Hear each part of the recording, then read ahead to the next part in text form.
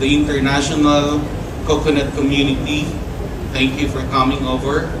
That's the organization of all coconut producing countries. That's the association, ICC. Ako yung ICC, International Coconut Community. Yan po. Kaya hindi ko na binanggit kanina ang ICC. So they are here with us. We have from Indonesia.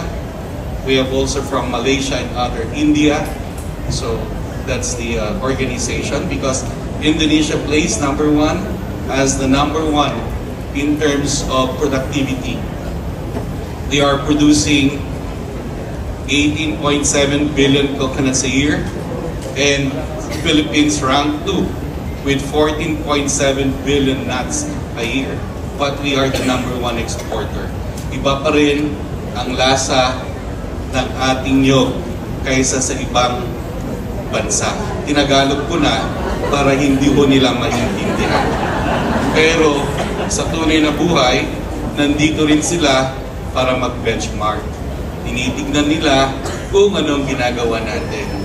Ang mga hindi nila kayang gawin, the programs being laid by the President about the 100 million massive coconut planting and inserting a short-term solution para talunin natin ang Indonesia. And that is the fertilization project of the government. Come 2034, wala na ho, burado na ho sila. Tayo na ang mamumuna. So sama ho kayo doon, kaya suporta ho natin ang ating industriya ng niyog.